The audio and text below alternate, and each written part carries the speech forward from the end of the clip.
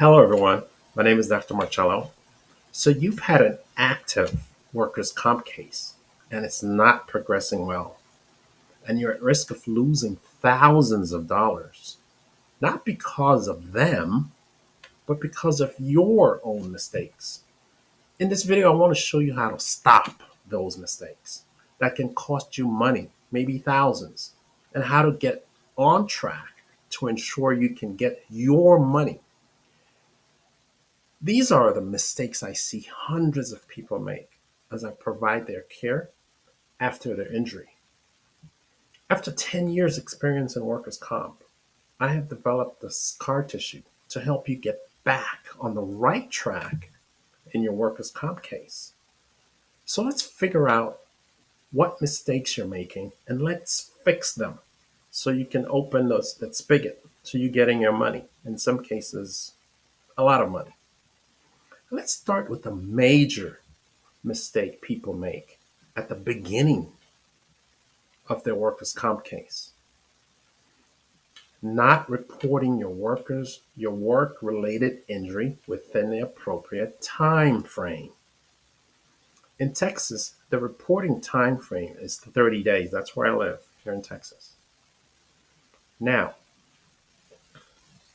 here's why that is so important that you want to report your work related injury ASAP. You are less likely to get pushback if you report your work related injury on a timely basis, especially if there are witnesses to your injury.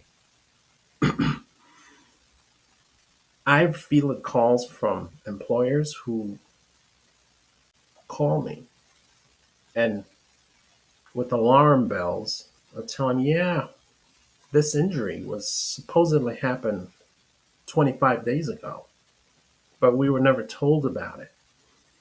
So, what I'm trying to explain to you here is try not to create any negative energy around your claim. Negative energy will keep money from your pocket.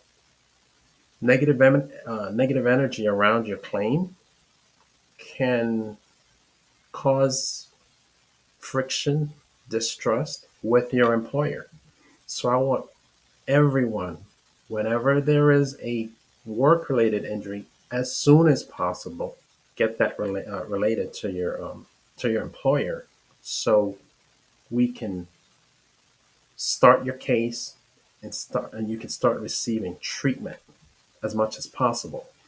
Now, one of the things people have told me is, well, I injured myself. I thought I could shake it off. I thought it would go away. It didn't go away, and that's why I'm here. I definitely understand that because so many people prefer not to be injured. So many people don't even want to be in workers' comp. They prefer not to. I've seen some people go to their own docs because they don't want to be in the workers' comp system. And then they wind up right back with us in the workers' comp system. So a lot of times that doesn't work out for you. The best thing to do is to just be honest with your employer. You get injured, work related, you bring it up to them. And then they have a system to getting you to our clinic so you can be seen. And the process can start earlier, sooner rather than later. And it kind of shakes off this potential for any kind of doubt or negative vibes around your claim. Another mistake I see people make in the workers' comp claim that can cost them money is missing doctor's appointment. Here's the deal. The insurance companies, the workers' comp insurance companies are not in the business of paying clinics and doctors. They're in a different kind of business. So whenever they see a person missing or rescheduling a doctor's appointment, it's a red flag to them. And um, I've fielded calls where the insurance is like, is this person really hurt? So And in most cases, um, I mean, these are legitimate injuries. Um, but, I have to be honest with all the time about the case. And so a person who misses appointments is not only building negative energy with the insurance, um, but they're building negative energies with the employer possibly. We don't want negative energy clouding our claim, our workers' comp claim, that can then block money flowing to us. Especially, in Texas, if a person is unable to work, for example, you're only receiving 70% of your salary, of your weekly wage, and you don't want to be receiving only 70% of your money for too long. So you want to be with the flow, be with the program of getting your treatment as quickly as possible to get you back to 100%, you know, to be done with the workers' comp process and get back um, to your full salary.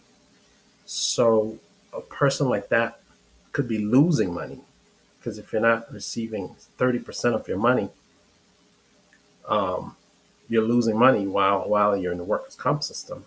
Again, that's for folks that might not be working. Um, so we don't want that. You know what I mean? We want you to, if you're injured, you come in, you get treated as quickly as possible. If you're off work, especially you're at 70%, we want to get you back to 100% of your salary. So don't miss doctor's appointments. Another mistake I see some claimants make in their workers' comp claim that costs them money is rescheduling physical therapy appointments.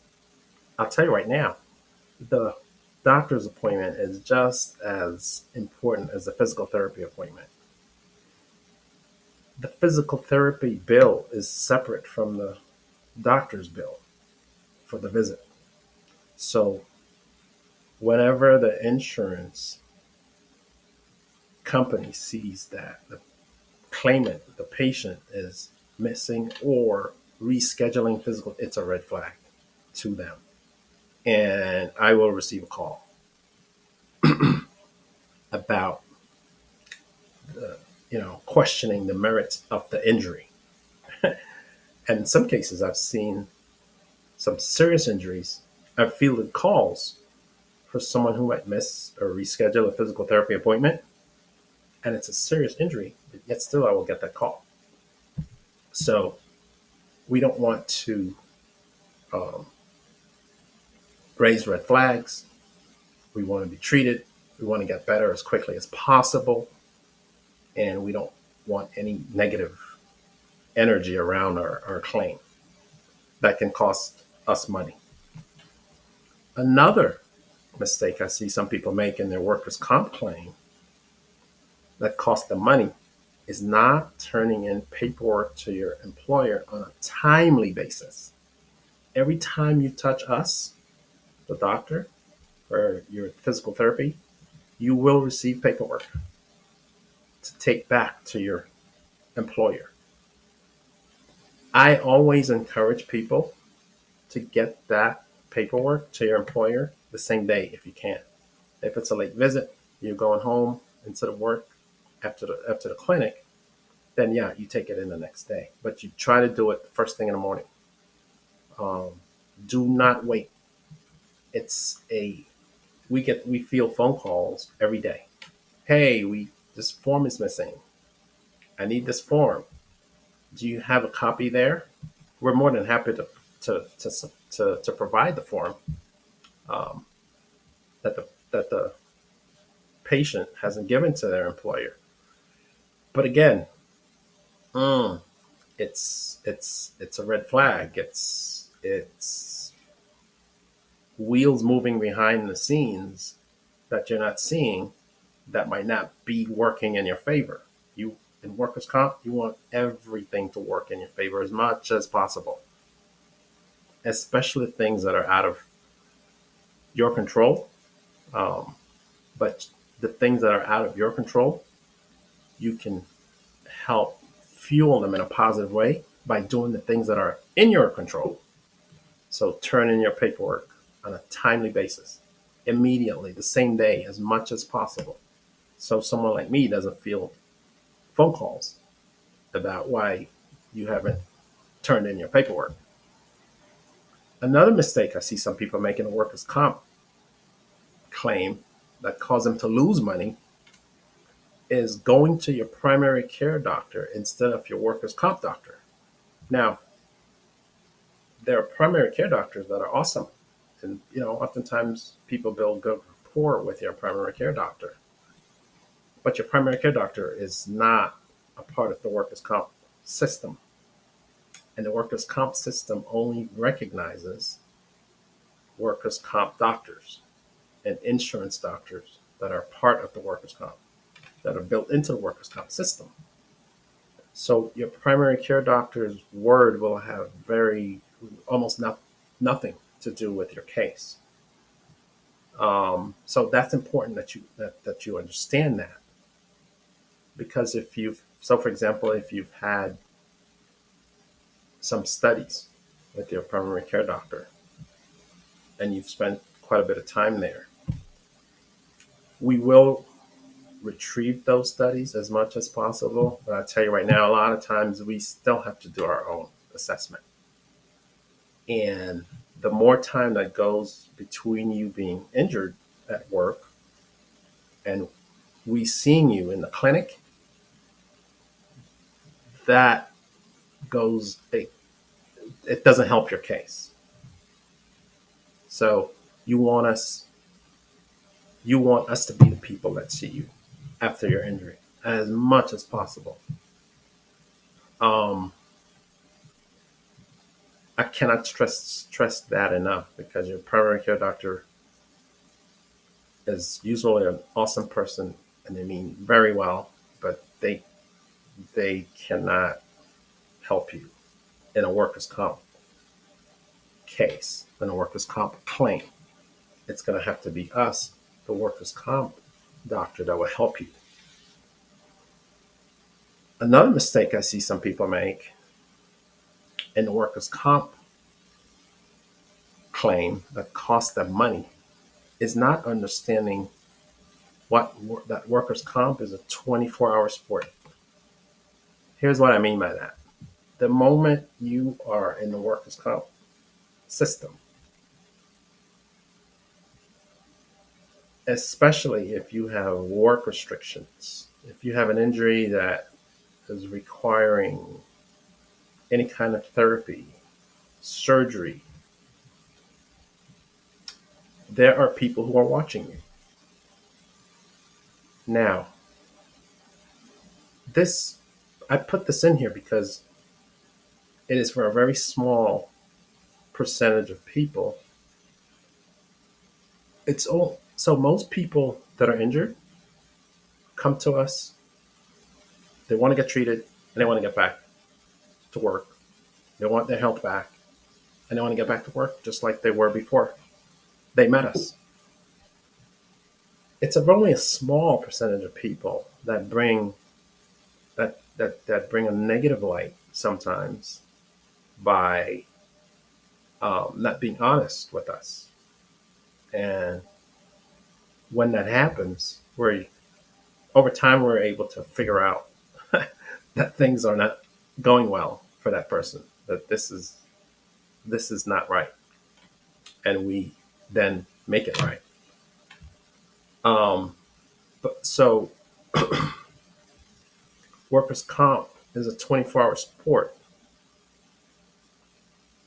I've fielded over 100 phone calls from insurers, workers' comp insurers, informing me that one of my patients was seen lifting 100 pounds when he's on restriction for lifting no more than 10 pounds or something.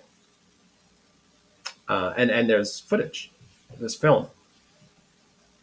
Um, I can't tell you how much that breaks our heart and how disappointed we get when we see that. Um, Again, that is the exception.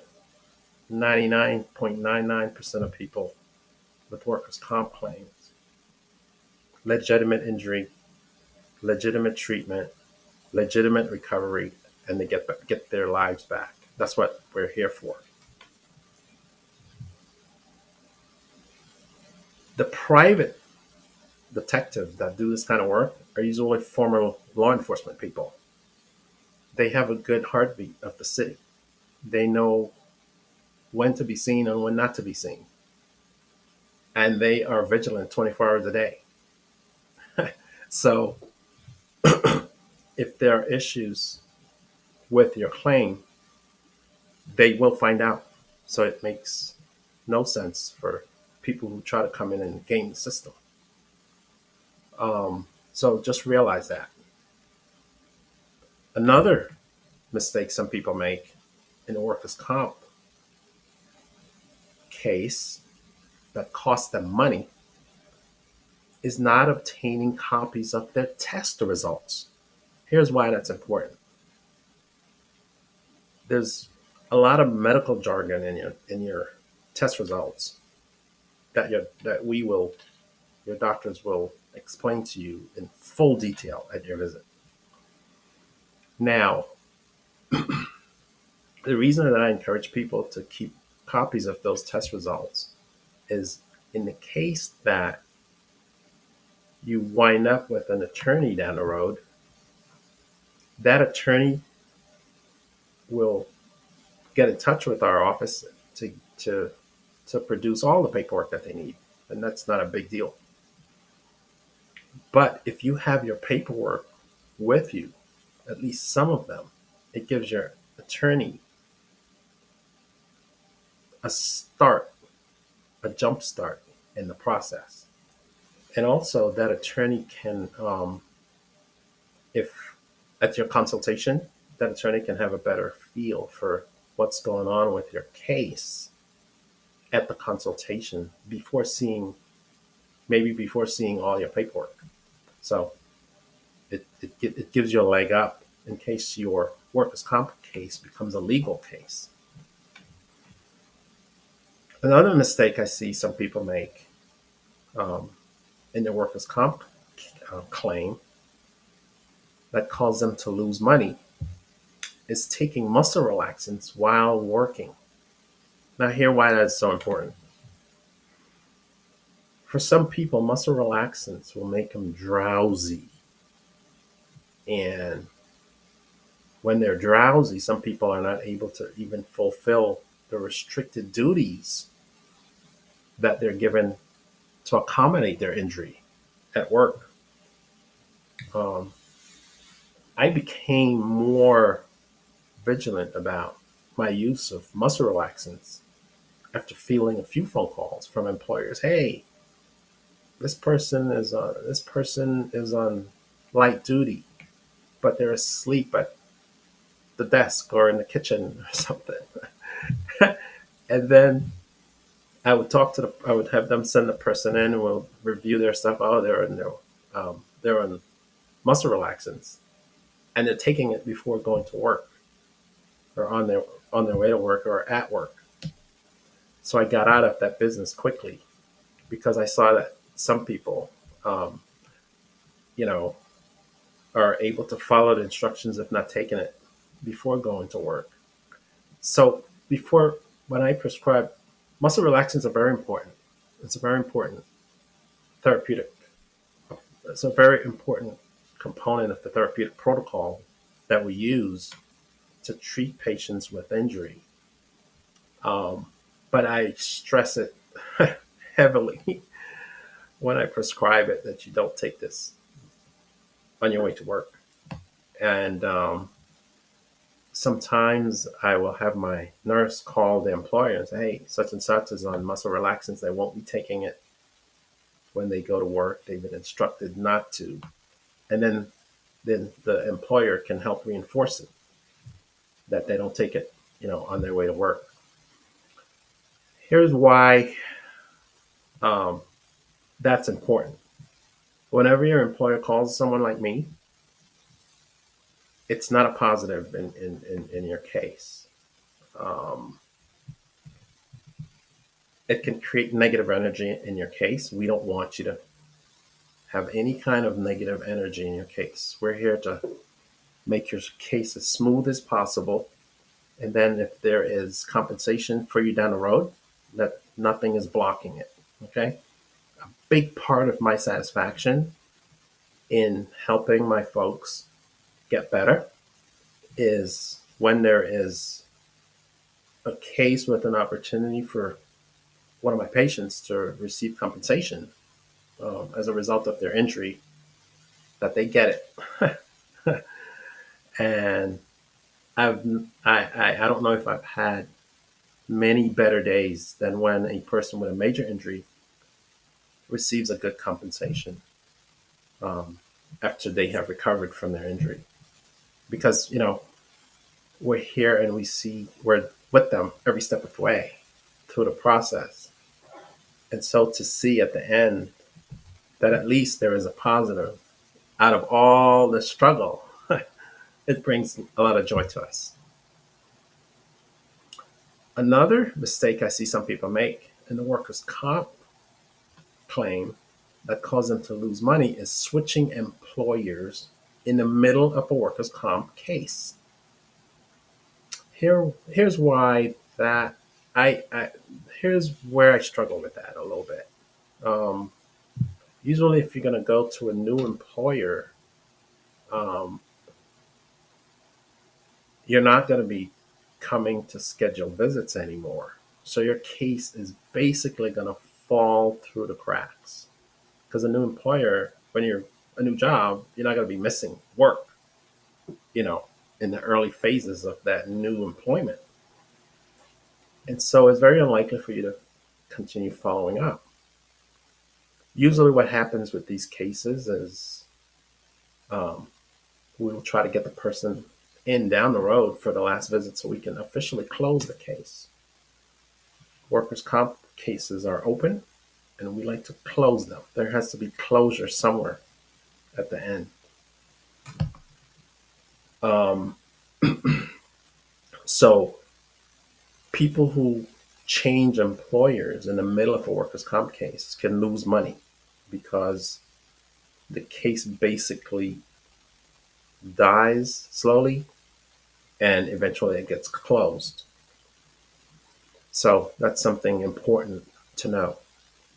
Another mistake I see some people make in the workers' comp claim that causes them to lose money is not consulting a workers' comp employment attorney on a timely basis when necessary. Not every case will require an attorney.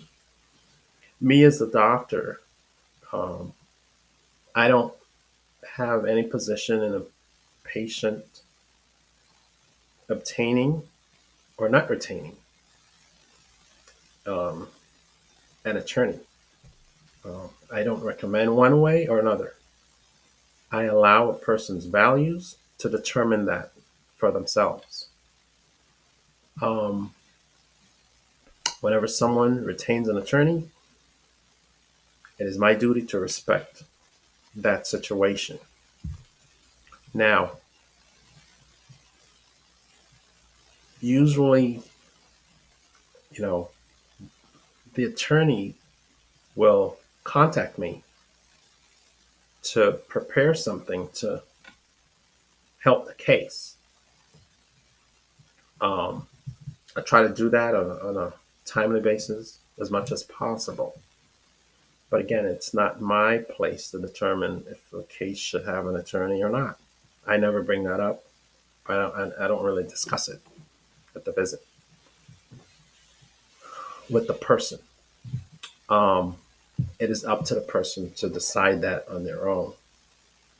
But I do know that if a person is having trouble with their case, you know, um, you're within the court system. Obviously, you need an advocate, right? And that's an attorney. If you haven't brought one in on a timely basis, um, It can bog things down. And I have seen where it becomes harder for the attorney to take the case. So it's up to the person to decide when that right time is. I don't have any recommendation for when or if a person should retain an attorney, but um, the best thing to do is to speak to an attorney on a timely basis whenever you think you need an attorney. Another mistake I see some people make in a workers' comp case that causes them to lose money is not understanding what the term MMI means. MMI means maximum medical improvement. It's when you've plateaued.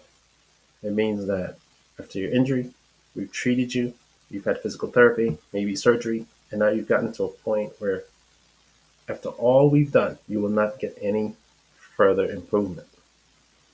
Now, for some people, that might MMI might be a place where they've regained full function of whatever part of the body was injured. So if I reach MMI after I injured my wrist 3 months ago, and my wrist is as good as it was before the injury, motion wise, sensory wise, and I don't have any amputation, then I'm at full MMI and I go back to full duty just as before. Some people will get to MMI and maybe they've lost sensation in their hand as a result of the injury, right? Then that will require further steps for evaluation that we will discuss here in a moment. But that's what MMI is, maximum medical improvement. That's the goal for every person that gets into the workers' comp system, to get them to maximum medical improvement. Some people might, if it's a brain injury, for example, it might be years to get to maximum medical improvement. So every case is different. That's what I want you to know. But it's good to know what the goal is when you get into the workers' comp system, that the goal is maximum medical improvement. And hopefully for you, maximum medical improvement in a place is a place where you gain full functioning as you had before the injury. Another mistake some people make in the workers' comp system that costs them to lose money is not understanding what the term IR means. IR means impairment rating. An impairment rating is going to follow up on what we just discussed for MMI. You reach plateau, maximum medical improvement. If you have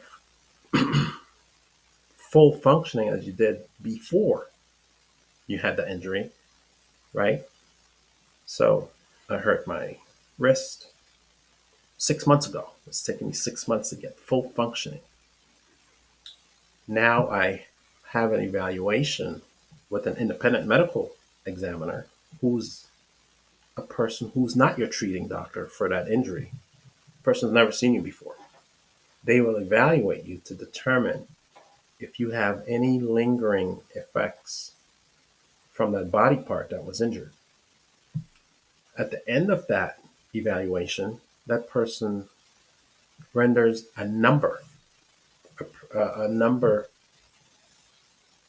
that number is rendered from a systemic examination that you received for those body parts that you injured, that you're now at MMI for, maximum medical improvement. Now, what happens with that number? In Texas, that number is plugged into a formula to determine what monies you will receive as you approach the end of your workers' comp case. So, for example, if I injured my knee, let's say I injured my wrist, my thumb, And now I have no sensation in two fingers, right? That's a complex injury, for example. But I'm now at MMI. I'm not going to get any better after all they've done for me, right? And I get a 10% impairment rating. In Texas, you multiply that by 3, which will give you 30. What that means is you will get a check equivalent to 30 weeks of your salary from the state of Texas, from the workers' comp division of the state of Texas. So that's a part of where money comes in, a specific um, point in the system where money comes in. There are other ways too, like we talked about with if you have an attorney and it becomes a legal case, for example. So that's how important the impairment rating is. And again, it is done by an independent medical examiner who is certified to do that work. It's not done by your treating doctor. I myself, I am an independent medical examiner, so I'm able to, I do impairment ratings and I'm able to review people's impairment ratings for second opinions, for example. So if you've had an impairment rating um, and you want a second opinion, definitely you can reach out to me, and there will be ways in this video of how you can do that. Um, Another mistake some people make in a workers' comp claim that costs them money is not asking for an impairment rating at the end of their case. Now, asking for one doesn't mean you're going to get one. Again, we'll go back to my wrist. Mild injury, it took me 3 weeks, and I'm back. I'm good, just like I was before the injury. If I get an impairment rating, it might be 0%. Now, but if I was injured, I would at least ask the doctor about it, right? Even though it might be 0%. I'd rather know that it's 0% than not know, right? Um, so I've seen so many people leave money on the table by not getting an impairment rating. I don't think the impairment rating is an. I think the impairment rating is a very underrated part of the workers' comp case. And I'm not saying that everyone should get an impairment rating, but I think most people should get an impairment rating um, because it's better to know that you got 0% than to not know what percent you would get. What if you got 5%? That's 3 times 5, right? 15 weeks of your weekly, 15 weeks of your salary. Um, that for some people that adds up pretty quickly, and it's a big deal for them. So that's why this part of the discussion is so important. I need you to brandish those two words in your brain: impairment rating, because that is a key point of compensation in the workers' comp claim. Um, Again, it's done by an independent medical examiner. I'm one of those. I'm a certified independent medical examiner. If you have an impairment rating that you want me to discuss with you, I am able to do that. I take consultations by phone, by internet, if you will, to review it. Some people call me to go over it with them in detail and ask my opinion if they should seek a second rating. The way that works, though, is if you seek a second rating, um, that second rating will be the determining rating. So if you have a 10% rating, for example, you seek a second rating and it renders 8%, you will wind up with 8%. But And that's why it's important to consult a professional, I would say, before seeking a second rating. Okay, another mistake I see some people make in a workers' comp claim that costs them money is not asking an independent medical doctor to review and explain your impairment rating with you. We kind of just covered that a little bit. That's someone like me who's a certified independent medical examiner who can go over it with you in detail. Um, Someone who is not biased, um, and someone who can spend more time with you and give you more insight. Um, so, so those are common mistakes that I see in the workers' comp claim that cost people money. I mean, feel free to watch this video a few more times to and take notes, if you will, as you are in the workers' comp process. You don't want to be in a place where you're going to be shut out from any money coming in your direction, um, because injuries are painful, and sometimes they take us away from work, right? And stuff like that. And I've seen some cases where some people who are put on work restriction, their salary is decreased during that time. So um, we are in the business of helping people make money instead of less money, right?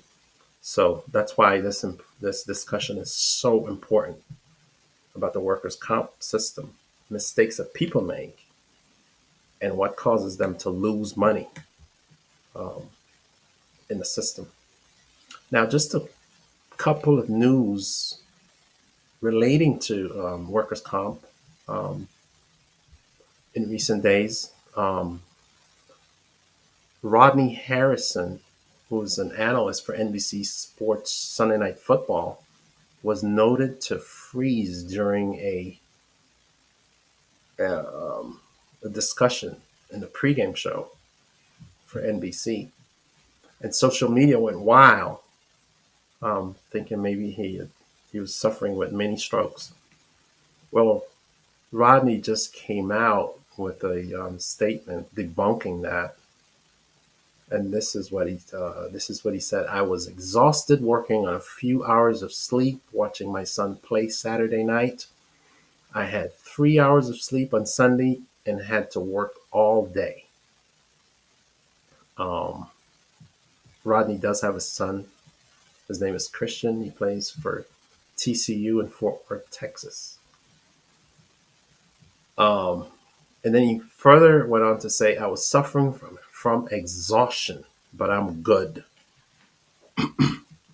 Um, Here's the deal with that, as it relates to workers' comp. If Rodney was having mini strokes during the pregame show, if it turns out that that's what happened, right? Let's say let's say he is suffering. Let's say he did suffer a mini stroke. Would NBC consider that a workers' comp case? Here's the deal about that. There's some employers who would, and then there's some employers who would argue, well, yeah, he was at work, but that's a stroke. It doesn't have anything to do with his work. It has to do with his health. Otherwise, his baseline health, not with work. Discussing football didn't cause him to have a stroke. Does that make sense? So, but then there are employers who are generous with generous workers' comp insurance who will say, yeah, he suffered at work and they'll consider it work related. And and then he would qualify for workers' comp, you know, and his treatment. So, so that's just a thought. We don't know why he froze in the middle of his sentence and couldn't answer the question properly. Only time will tell. Um, so that's important to know because some some some employers will gladly take it on. I've seen some employers who will no, they won't. They will try to fight it. Another part of the news: American forces are gathering force near Venezuela in the Caribbean, and President Trump said um, anyone manufacturing drugs or selling it into our country is subject to attack. Um, so, and there's been talk about land attack being imminent. Now, with workers' comp, with the military, I just want to touch on that real quick. It's a different kind of system because when you're in the military and you're injured, you get taken care of by military doctors, right? And in their version of workers' comp, you get compensated at the time that you leave the service. You undergo an independent medical examination that determines whatever conditions you've accumulated over the years that will be lingering going forward, and that's how you get paid. So it's a totally different system, and it has its own caveats and perks and stuff like that. But that's something to think about if this land invasion goes on. Luigi Mangione continues his pretrial hearings in Manhattan court in New York as his lawyers argue for elimination of the findings of the search the police conducted at his arrest. Mr. Mangione is being represented by Karen Friedman Agnifilo and her husband Mark Agnifilo, who represented Diddy. Um, as far as workers' comp related to that, the question people have asked me is the person that Luigi shot, Brian Thompson, would he would his family be eligible for workers' comp? And the answer is no, because he's not injured. He got killed. There's a different insurance that takes care of that kind of situation, not workers' comp.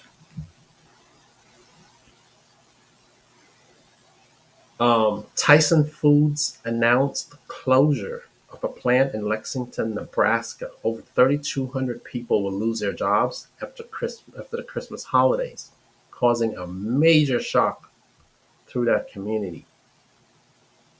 Um, I've treated many patients who work in meat plants, um, and it is a meat plants are an interesting place because usually the floor is wet from all the blood and stuff like that. So there's a lot of falls that we see. There's a lot of injury from repetitive movements. Talking about wrists, backs, necks. Um, so it could be a very challenging um, place to work depending on the kind of work that you do. I'll tell you though, these folks work very hard to get us our meat to our tables, and we appreciate them very much. I'm not sure why Tyson is closing its plant in Nebraska. Um, that usually means a lot of jobs being lost, unfortunately. So, so now speaking of accountability, in the comments below, let me know if this has helped you. Let me know right now if you're gonna get to work and fix these mistakes that can cost you money in your workers' comp claim. We don't want you losing money. Let me know right now how your workers' comp case is going in the comments below. When you get started with this case, and um, if it's what you expected it to be, and what you're going to be doing differently going forward after watching this video. We need to keep each other accountable on this channel. That's what this channel is about. It's about keeping people accountable, and then people taking steps to move and do better instead of just taking it and just hoping that things will all work out. But being proactive to help things all work out for you. And this is where it starts, guys. Today, and then tomorrow, and then the next one. Okay? And before you know it, you have placed yourself in a place where you can receive all the money you deserve from your injury. You have a workers' comp case, right? You know what you're going to see. You know you're going to see this thing through. And you have a clear vision now. And if you guys have any questions about your workers' comp case, why you're stuck, if something is frustrating you, let me know in the comments. I love being connected with workers' comp community in any way, patients, and now building this channel. And we are building a community here, okay? If you haven't yet, click that like button, subscribe to our channel, and join the family that we're starting up here. I appreciate you watching, and until next time, let's fix those issues and line up the ducks in a row so you can receive whatever compensation you've earned through your injury. If you have an impairment rating that you want somebody to review with you, here's my number. I'm going to give it to you straight. 469-579-1177. I'll say it again. 469-579-1177. You can give me a call. You can shoot me a text, really, and then I can call you. That's probably the best way to do it. Shoot me a text, and then I will call you. We can discuss your case or your impairment rating, or you just want a second opinion. It's a small fee. It's nothing, less than $100, and I can help give you a direction, help direct you, and get you on the right journey. Okay. God bless, and we'll talk soon.